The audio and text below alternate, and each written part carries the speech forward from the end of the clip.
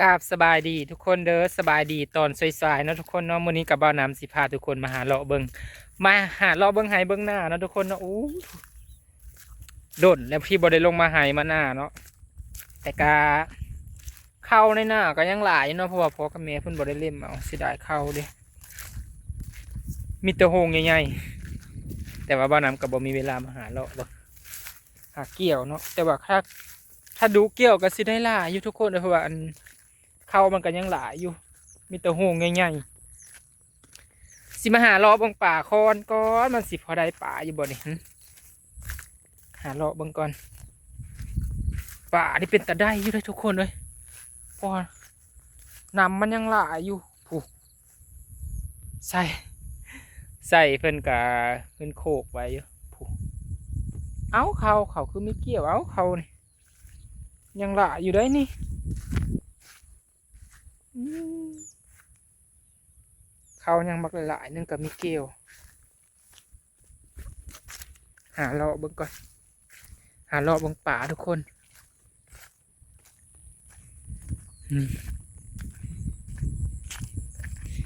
หาเลาะเบิ่งป่าขอนก่อน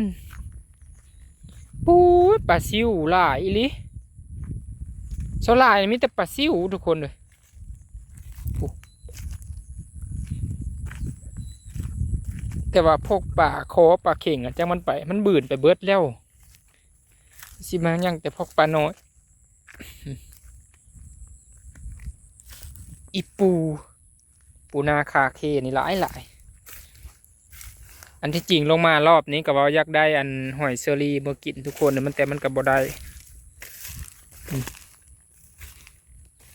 ปลายังหลายอยู่ในป่านี่เห็นแล้วจังสีได้มันผู้ป่าแต่ยำหยาบอยู่ทุกคนเลยผู้ปลาข้อน้อยปลาเข่งน้อยก็น่าซิมีอยู่แถวนี้นะ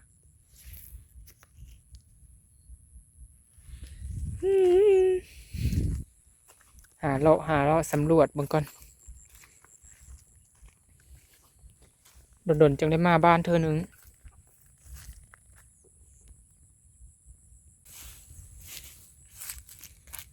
ทรงสีมีป่าเถอะวะ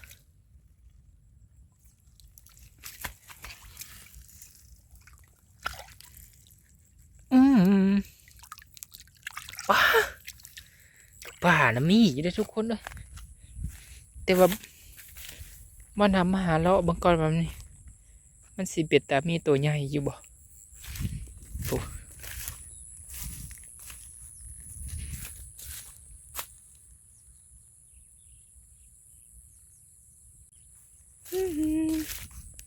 หาเลาะเบิ่งป่าก่อนทุ่งนาให้นาใหญ่ให้เดี่ยวทุกคนเอ้ยนาบ่อน้ำนะไล่ให้เดี่ยวให้บักใหญ่โลด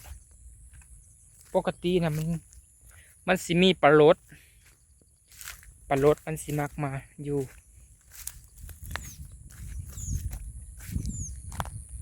หาเลาะเบิ่งก่อน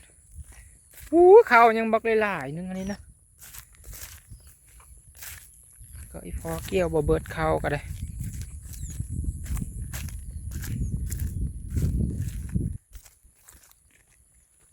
เข้าเพิ่นน่ะยังเต็มอยู่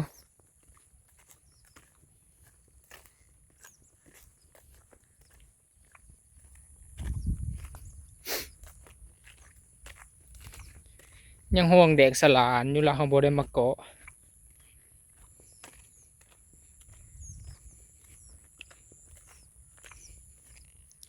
ถ้ามาเกาะมาเกี่ยวนี่ก็สิได้หลายอยู่ทุกคนเลยเพราะว่าเบิ่งนี่ห่วงข้าวมีแต่ห่วงง่ายๆ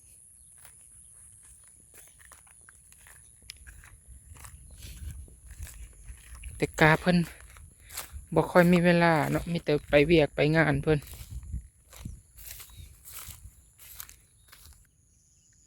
น้ำคุณไปตามมีป่าไอ้หลีวะ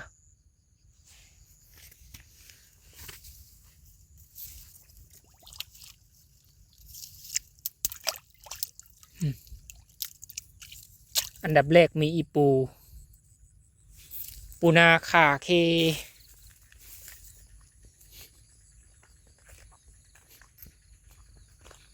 ปูนากระหลายผู้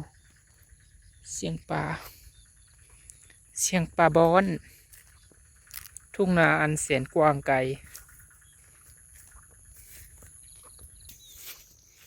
หาเลาะเบิ้งดอนใดก็มีแต่น้ำมันแห้งเบดแล้วทุกคนนะป่ามันตายจนสิเบิดละเรามาซาไปบรรยากาศครึมๆเด้อวันนี้จะคือฝนสิตกนี่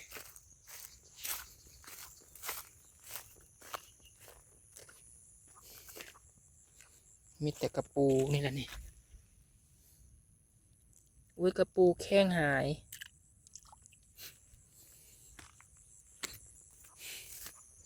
ข้าวคุดพอปูป่าอันนี้ฮะยุบอยู่ทั้งป่าทั้งหอยหลายคักแห้งตายเบิดแล้วปูขึ้นมาที่นี่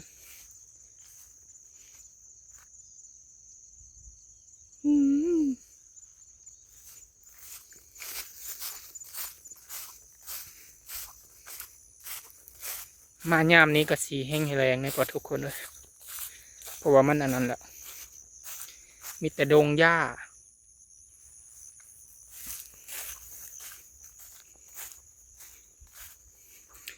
นี่จะเป็นเถียงน้องลำมัน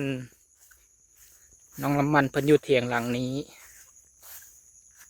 ต่อไปก็สิเป็นเถียงของบ่าวน้ำฝั่งนู้นนี่มักถั่วนี่นึ่งกินแซ่บเลยทุกคนบ้านคอยเสือนมักถั่วให้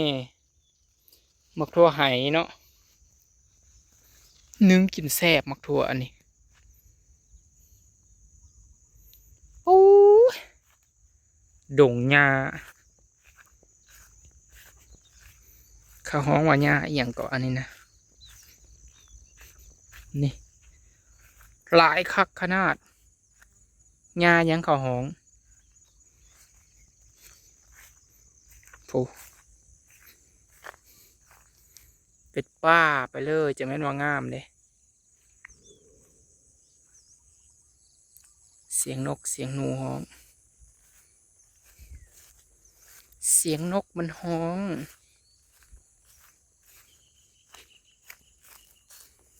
นกกันยังหลายทุกคนแถวบ้านบ่อน้ำอุ้ยภูเขาอันยังบักเลยหลายนึง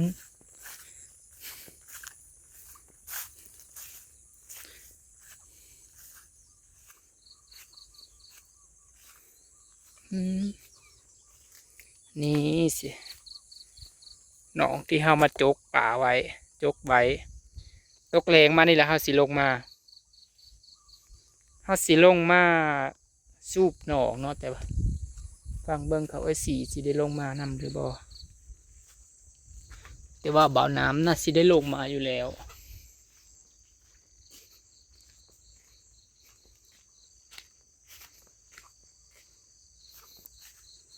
กกมังม่วงก็ใหญ่แล้ว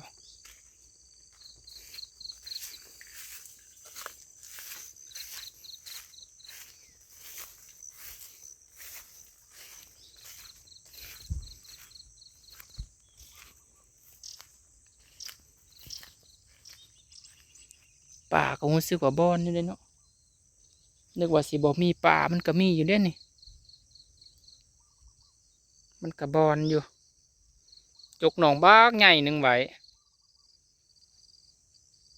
ชามันได้ลงมาพอมีบอนงมป่าแน่เนาะ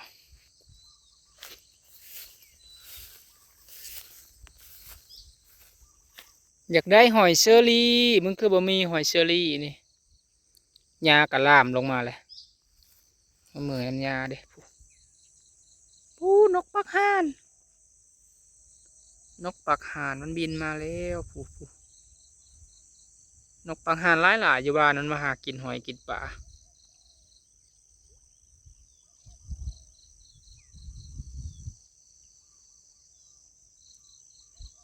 เป็นบ่อนนอนของมันอยู่ในทงในป่าเนี่ยนี่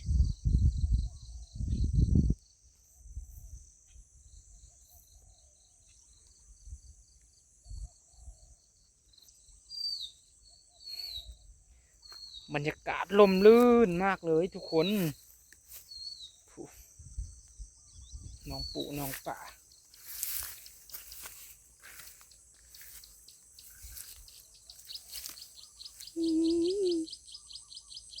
ข้าวหน้าให้เดี่ยวเพื่อนนี่ก็น้ำท่วมตายเบิดตัวนั้นน่าสิเป็นหนองของอายเนาะเพิ่นมาจกป่าแห้งสิหลายตัวนั้นนะเพราะว่าป่าหนองนั้นนะมันป่ามันเป็นแอ่งน้ำเรื่องมันเป็นเรื่องหนองเก่าแล้วมันก็สิได้อยู่ป่านะแต่ว่าบองของบ่อน้ำนี่ก็ได้อยู่เบิ่งป่ามันก็บอนอยู่มันต้องได้มาถางหญ้าออกมันจังสีอันป่าจังสีเข้ามันนะครับของบ่ได้มาถางป่ามันไว้นี่ใครไม่ว่าตกแรงมาแล้วมาถางป่ามันไว้เนาะป่ามันก็สีเข้ามาหลายอยู่ทุกคนเลยเพราะว่ามองนี่มันก็เป็นซาเก่าเด้มันเคยเข้ามาแล้วป่าปีแล้วนะครับมางม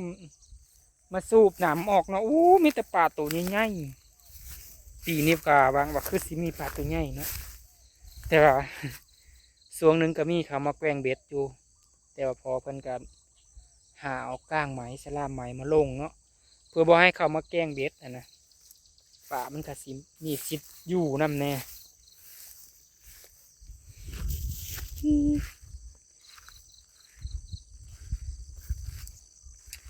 เอาละจ้ะทุกคนเอ้ยว่าลายใหญ่ห้างเนาะบ้านน้ำกับซิลิคอเก็บภาพบรรยากาศตอนมาลอดทงลอดข้างไว้ซ้ำนี้ก่อนเด้อเจอกันคลิปหน้าฝากกดไลค์กดแชร์เป็นกำลังใจให้บ่าวเอื้อกับบ่าวน้ำด้วยเด้อสบายดีสวัสดีครับตาก็ยังบรทันหายอยู่ทุกคนแต่ว่าอยากมาเก็บภาพบรรยากาศให้ทุกคนเบิ่งตอนเช้าๆเนาะกสิประมาณนี้แหละทุกคนเอ้ยมื้ออื่นบ่าวน้ำกับสิได้กลับบ้านบ่าวเอื้อแล้วเนาะเพราะว่ามื้อนี้ก็อยู่อีกสักมื้อนึงให้ตาเพิ่นคล้ายๆในบ่าวน้ำจากสิได้มื้อเนาะโอเคจ้าบ๊ายบาย